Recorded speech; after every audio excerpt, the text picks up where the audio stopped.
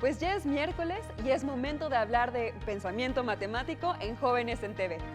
Nos encontramos en el Museo Nacional de Antropología ante una pieza colosal y enigmática, el gigante de Tula. Esta pieza fue descubierta por el arqueólogo Jorge Acosta en 1941 en Tula, Hidalgo, y trasladada al museo en el año de 1944. Tiene una altura de 4.6 metros y está ensamblada en 4 partes. Una para las piernas, otra para la cadera, otra para el tórax y otra más para la cabeza. Se cree que es la representación de un guerrero tolteca, ataviado por un tocado de plumas, un pectoral de mariposa o atlatl, de ahí que se ha llamado Atlantis. Tiene dardos, cuchillo de pedernal y un arma curva. Aunque hay muchas leyendas y creencias acerca de estos gigantes de piedra, para los investigadores del Instituto Nacional de Antropología e Historia, estas esculturas cumplían una función arquitectónica: sostener el techo del importante templo de Tlahuizcalpantecutli, dios del amanecer. Elemental, mi querida Didmara. Y aquí inicia una aventura más de reflexión y conocimiento en Jóvenes en TV. ¡Comenzamos!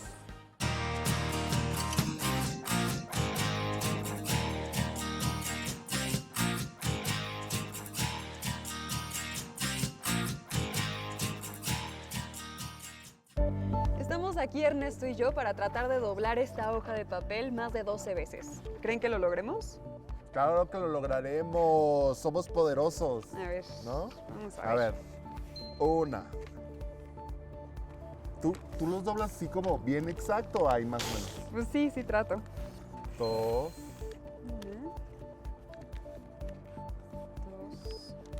y luego 3, 3. 3. ¿Cuántos llevas? Estaba la cuarta. 4. 4. No. 5. 5. 5. 6. No puedo. A ver, con los dientes, espera. Sí. No. ¡Oh! 6. Yo creo que con los tenis, ¿no? Mira. Así. No. Ya el 7 es imposible. Fracaso total, ¿eh? Yo no puedo. Sí, no. A ver. Ya el 7 es Pásame la imposible. regla y hay que medir esta criatura. A ver. A ver. Este monstruo. A ver, este monstruo mide de grueso. ¿Cómo ves? Como 9 Medio. milímetros. Sí, 9 9. milímetros. Sí, este también. Sí. A ver, tú. ¿Cuántos lo lograste doblar? Yo lo logré doblar 6 veces. ¿Tú? Sí, yo también. Sí. Sí, 9. A ver, espérate. No, menos. Y eso que el papel es súper delgadito, ¿no? Bueno, el papel que se usa para hacer origami es bastante más delgado. A lo mejor si usamos ese papel podemos doblarlo más. Puede ser, ¿eh? Pero no creo que cambie muchísimo la cosa. ¿Notaste que cada vez que doblábamos nosotros la hoja, como que el espesor aumentaba? Sí, elemental. Es el poder del 2. Perfecto. También lo noté, pero ahorita vamos a volver con eso. Yo creo que uno de los factores que intervienen en esto es que el papel es muy pequeño y se vuelve muy complicado manipularlo. ¿Intentamos con algo más grande? Confirmo, vamos a intentarlo. Con ese que está ahí. Este.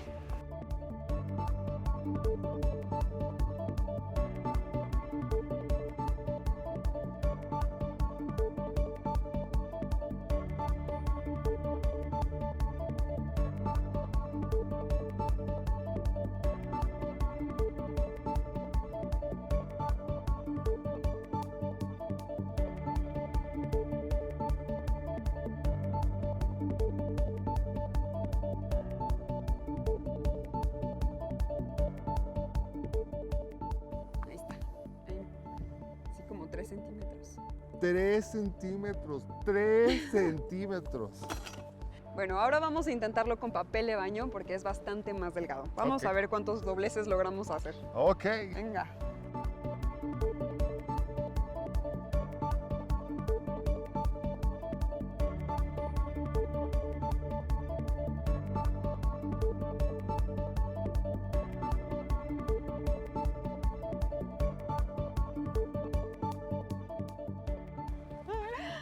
8.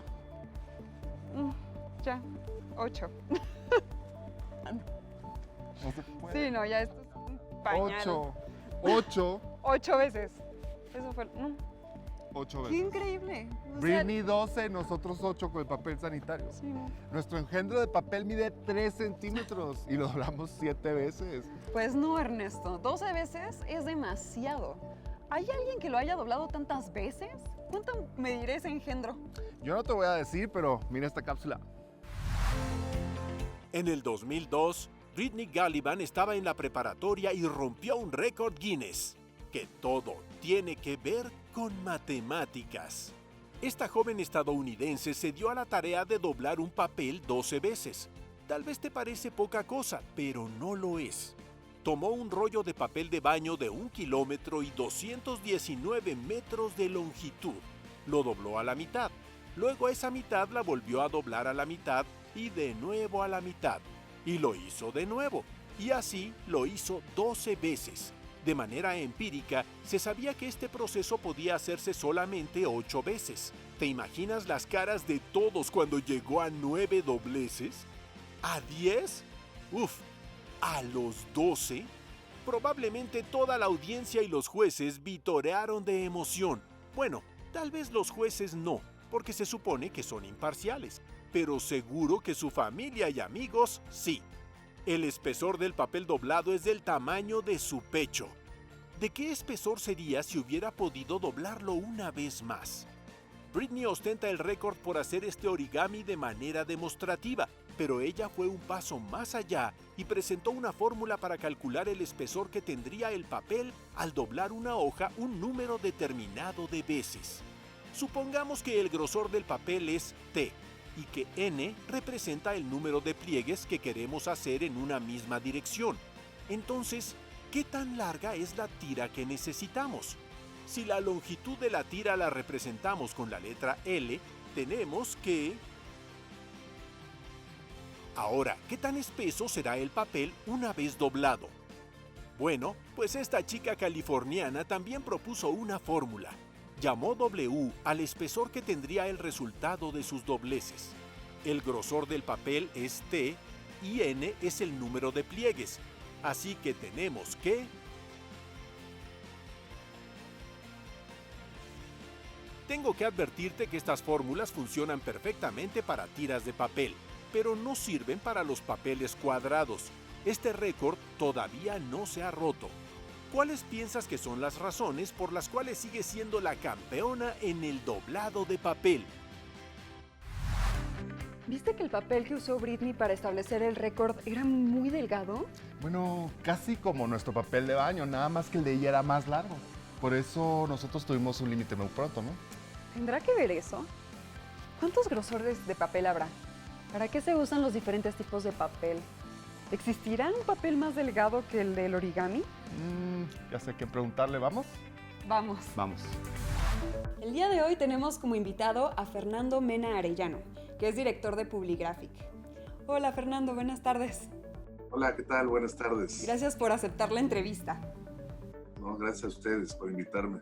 Hoy estamos hablando acerca del papel y nos gustaría que pudieras explicarnos por qué se crearon diferentes grosores para el papel y en qué se utiliza cada uno. Mira, fíjate que nosotros, bueno, me voy a presentar un poquito. Nosotros somos impresores tenemos más de 30 años en el negocio de las artes gráficas. Existe un sistema que es flexografía y es offset. En el caso del offset, hablando un poquito de los libros, existe el material bond y el material couché. En el caso de los grosores del material, se utilizan para distintos tipos de usos y distintos tipos de materiales como libros, revistas, folletos, pósters. Y ahí es donde empieza un poquito el tema del grosor del material, dependiendo las aplicaciones que vayamos a utilizar. El tema, podemos hablar desde grosores desde 50 gramos hasta 150 gramos en un libro, ¿no?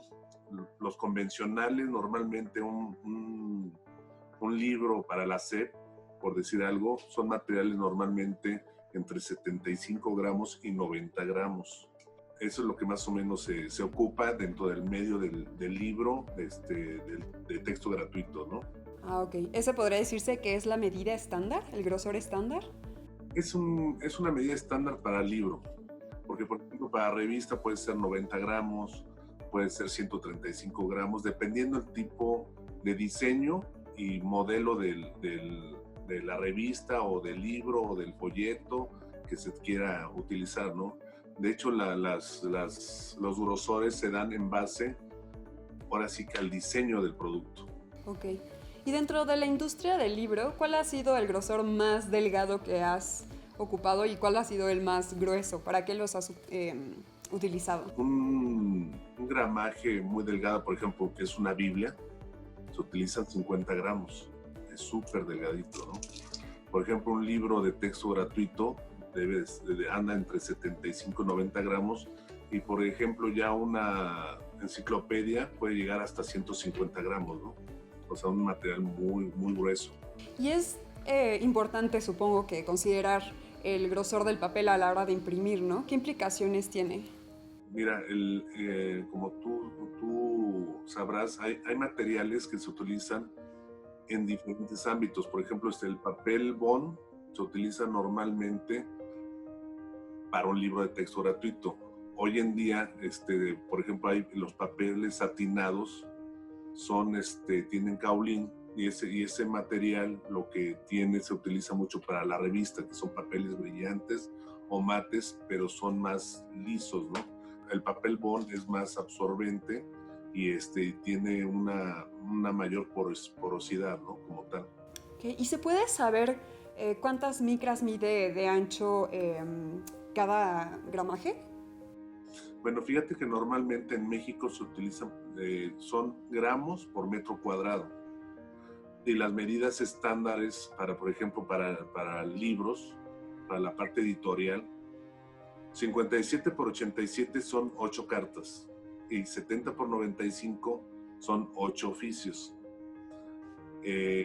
Al final nosotros como impresores tenemos que saber qué cantidad de páginas se van a imprimir y sobre eso nosotros hacemos un cálculo matemático que es muy sencillo, que al final decimos, bueno, son 200 páginas entre las 8 hojas que al final se convierten en 16 páginas, tamaño carta, en el 57 por 87. En el 70 por 95 es el mismo caso, pero son oficios. Siempre las medidas para la parte editorial son estándares, 57 por 87 tamaño carta, 70 por 95 tamaño oficio. Siempre es muy común esa medida, o en máquinas rotativas en rollo. Puede haber las dos, los materiales existen en las dos versiones, ¿no? Tanto en papel extendido como en bobina. Oh, ok. Pero también, bueno, me refería un poco al ancho al grueso del papel. Ok, el grueso del papel depende de la aplicación. Si es un libro de texto gratuito, serán 75 gramos en un papel bond o 90 gramos. Ahí depende de la requisición del propio cliente, ¿no? Cómo lo quiere poner, si un poco más delgado, un poco más grueso. Eso es cuestión de diseño. Ok. ¿Y ustedes han hecho libros para otros países? ¿Los han tenido que hacer para entregar a otros países? Sí, exportamos libros para diferentes editoriales. Hemos exportado tanto para Europa, en particular España, y a Latinoamérica, pues desde Colombia, Venezuela, Ecuador, sí, a varios países. ¡Wow! ¡Qué increíble! Oye, y el día de hoy tenemos una pregunta que nos gustaría compartirles a ustedes. ¿Cuál es la mayor distancia que has caminado sin parar, o sea, de manera continua? Bueno, yo no soy muy atleta que digamos, pero yo creo que en toda mi vida a lo mejor 2 kilómetros sin parar. Uh-huh. y complicado, ¿eh? Pero yo creo que ha sido mi distancia máxima. Es bastante, está bien. Pues muchas gracias por esta entrevista, de verdad. Creo que conocer sobre el papel es también todo un arte. Muchas gracias por esta entrevista. No, al contrario, muchas gracias a ustedes. Y bueno, continuamos con esto que es Jóvenes en TV. Ok, bueno, Definitivamente el grosor del papel importa, pero hay límites. Tampoco es que influya tanto. Entonces, ¿de qué dependerá la imposibilidad para romper el récord? O sea, en términos generales se puede romper. Yo sé. Eso que estás diciendo yo lo sé. Te lo voy a explicar, mira. ¿Sí? A ver. Va, mira, fíjate. Supongamos que la fórmula de Britney es correcta. Entonces se puede calcular de manera pues, relativamente fácil el espesor que va teniendo el bulto de papel en cada doblez, ¿cierto? Ok, sí, check. Ok. Ahora supongamos que el grueso de papel es de 1/10 de milímetro, ya que es el grueso que utilizamos de las hojas cuando vamos a imprimir o vamos a la escuela, ¿correcto? Ok, sí, buena Bueno, te voy a suposición. seguir explicando. Venga. Como lo experimentamos en carne propia, el crecimiento del espesor del papel es exponencial. Es decir, mira, al inicio el espesor es 1, pero al primer doblez el espesor se duplica. Y si lo volvemos a doblar, pues se duplica otra vez. Entonces, qué rápido crece este monstruito, ¿no? Sí, se alimenta rápido. Cuando pasamos de la hoja al pliego de papel, la cosa creció bastante. Así es. Mira, tiene base 2 y crece exponencialmente. Usando la fórmula de Britney en 23 pliegues y con el grosor del papel estándar, el espesor sería de 1 kilómetro. ¿Puedes creerlo? 1 kilómetro. ¡Wow! Sí, el monstruito crece y crece. A ver, déjame hacer cuentas a mí. Para 30 pliegues... ¿What? Para 30 pliegues el espesor sería de 100 kilómetros de altura. Es enorme. Un montón. Además, no solo eso, sino cómo doblamos semejante pedazo de papel. Elemental, mi querida Saltamontes, elemental. Creo que ya estás mezclando raro lo de elemental con Saltamontes, ¿no? Tal vez soy súper distraído, perdón. Pero la cosa importante que te quería decir es que se pueden hacer cálculos de cuánta energía se necesitaría para doblar el papel. Pero mira, hay otras cosas que te quiero platicar, siéntate. A ver. Y de cuánta masa también se necesita para hacer una hoja de papel de este tamaño. Y de ahí salen un montón de preguntas como, ¿es posible hacer un pliego de papel de este tamaño? ¿Cuántos árboles se necesitan? ¿Cuánta agua? ¿Qué tamaño debería tener? ¿Qué máquina podría hacerlo? O sea, me duele la cabeza. Ernesto, relájate, te estresas tú solo. Entonces, básicamente es imposible doblar un pliego de papel 103 veces, ¿no? Básicamente sí. Ya dijimos que si doblamos 30 veces, ya estaríamos en el espacio, a 100 kilómetros de altura. Si acaso pudiéramos llegar a los 42 pliegues, ¡pum!, la luna. Con 51 estaríamos en medio del sol. Si lo dobláramos 81 veces, me lo sé de memoria, el espesor sería de 127.786 años luz. Eso es un montón. Casi tan ancho como la galaxia Andrómeda. A los 90 pliegues, el espesor sería de 130.8 millones de años luz. O sea, esta medida es mayor a lo que mide el supercúmulo de Virgo, que se estima en 110 millones de años luz. Finalmente, a los 103 dobleces, el espesor sería igual al espesor del universo observable, que se estima en 93 mil millones de años luz de diámetro, imagínate. No, y ahora, ¿quién crees que le punza la vena de la cabeza? Mira, para que te relajes y hablemos de verdaderas distancias astronómicas, te invito a que veamos este video. El día de hoy tenemos como invitado a Rafael Costero, que es astrónomo del Instituto de Astronomía de la UNAM. Hola Rafael, mucho gusto. Hola, ¿qué tal? Qué gusto verlos. Gracias por aceptar la entrevista. Pues bueno, empecemos con esto. ¿Nos podrías platicar de cómo se miden las distancias en la astronomía? Yo creo que es uno de los dos problemas fundamentales de la astronomía, medir distancias. Todo está tan endemoniadamente lejos que es muy difícil. Pero todo se basa en poder medir la distancia por métodos trigonométricos, digámoslo. Esto es, la Tierra se mueve alrededor del Sol. Al moverse la Tierra alrededor del Sol, vemos a las cosas con diferentes perspectivas, diferentes ángulos, y de esa manera se determina la distancia de la manera más básica y más importante. Es importantísima esa manera de determinar la distancia. Por cierto, es la prueba más fuerte de que la Tierra se mueve alrededor del Sol. Qué increíble. ¿Y hay alguna, ya se tiene el cálculo obviamente, cuál es la distancia entre el Sol y la Tierra y la Luna y la Tierra? Sí. La distancia entre la Luna y la Tierra se conocía desde hace tiempo, pero del Sol a la Tierra tardó muchísimo en conocerse porque es muy difícil de medir. Y eso pues que estamos aquí al ladito, ¿no? La distancia de la Tierra a la Luna es algo así como 3.000, en promedio, porque la órbita es elíptica, en promedio es como 384.000 kilómetros, y al Sol es 150 millones de kilómetros más o menos. Wow. ¿Y podrías explicarnos qué es un año luz y un parsec? Sí. Un año luz es la distancia que recorre la luz en un año, durante un año. Para dar una idea, la distancia al Sol es aproximadamente 8 minutos luz. Esto es, la luz del Sol a nosotros tarda 8 minutos en llegarnos, y pues por darles una idea, la luz de la estrella más cercana a nosotros tarda algo así como 4 años en llegar a nosotros.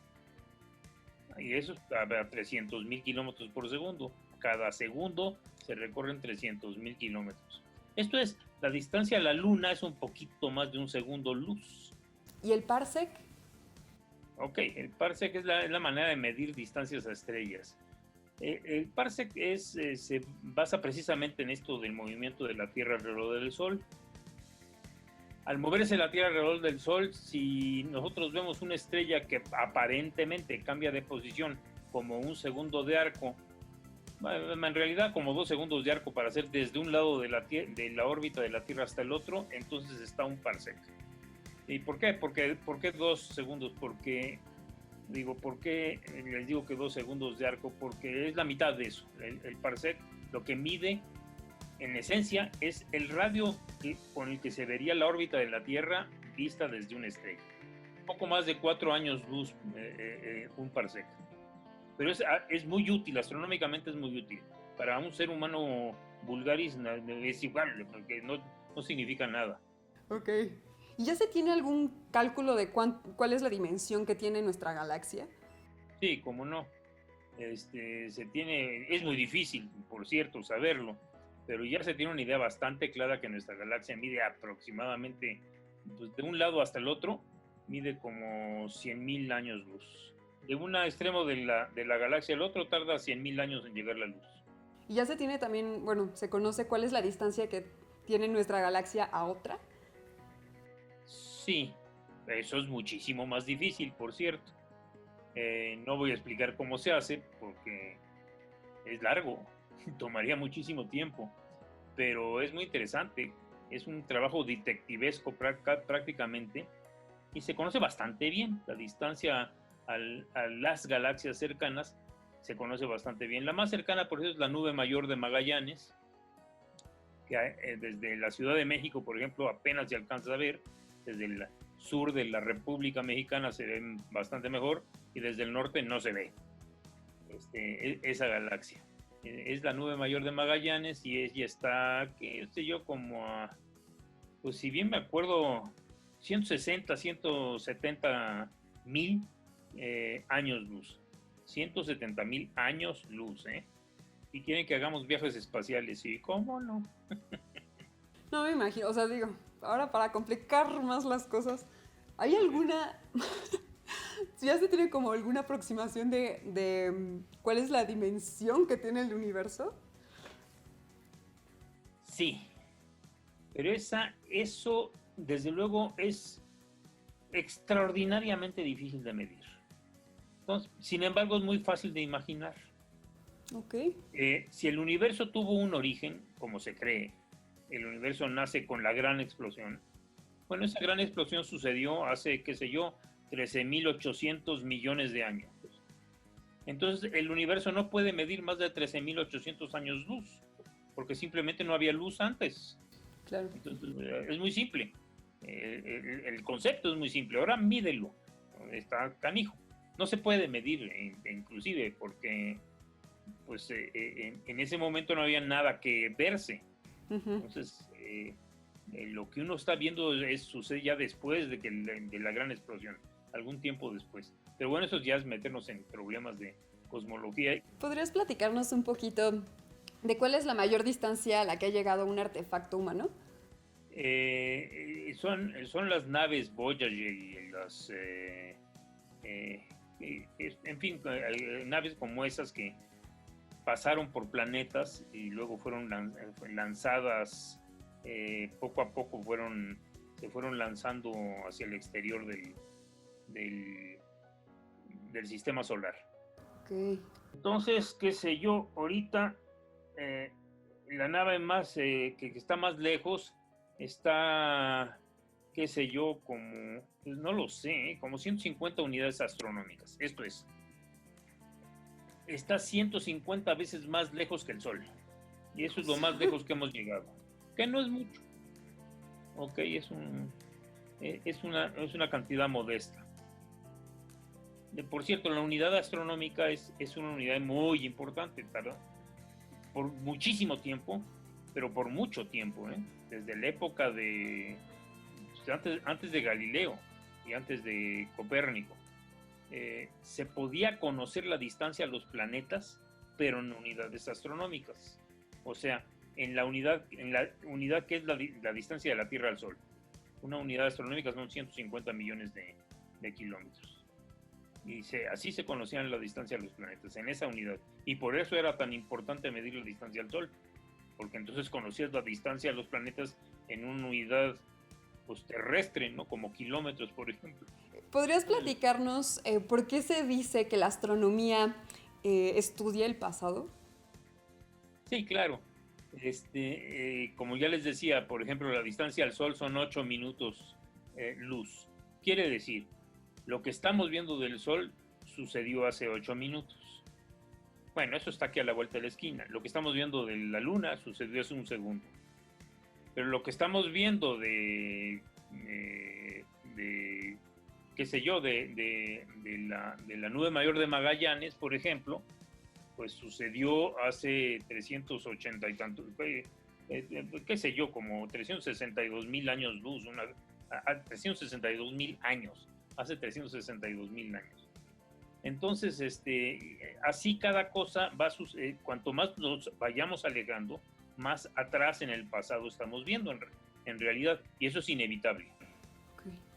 Entonces, pues sí, afortunadamente o desgraciadamente, porque ese es el otro gran problema de la astronomía, las cosas en la astronomía suceden con mucha lentitud. Entonces, una buena parte de lo que estamos viendo del pasado en realidad no ha cambiado. Entonces no nos podemos quejar.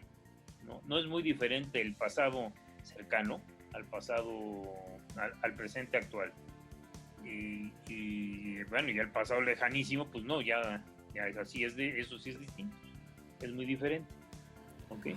Ay, pues muchas gracias por esta entrevista. De verdad, bueno, como ya nos habías dicho, este tema es vasto y creo que podríamos estar horas hablando de esto, pero al menos algunas probaditas para que los chicos puedan interesarse más por la astronomía. Y bueno, muchas gracias por esta entrevista, en verdad. Espero que Mon fue. Órale, fue un placer. Regresamos con esto que es Jóvenes en TV. Qué ingenuo puede parecer doblar una hoja de papel, ¿no se te hace?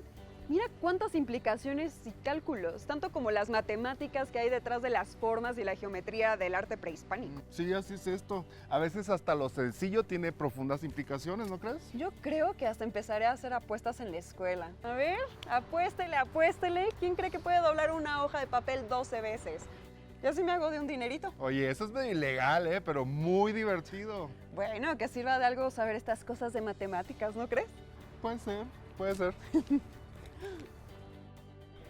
Ya es hora de partir, pero el Museo de Antropología es prácticamente inabarcable y seguiremos aquí toda la semana. Mañana vamos a conocer la que a mi gusto es la pieza más famosa y enigmática del museo. Pero no te adelantes, mejor vamos al siguiente programa, Vida Saludable, en el que también van a seguir hablando de matemáticas. Sí, del miedo a las matemáticas, ¿no? ¿Miedo a las matemáticas? Vamos a ver eso. Pero antes de irnos, la pregunta para las redes sociales. ¿Cuál es la mayor distancia que has caminado sin parar? Es decir, de manera continua. Pongan el hashtag elemental para que los podamos leer. ¡Al infinito, ¡Al y infinito más allá! y más allá!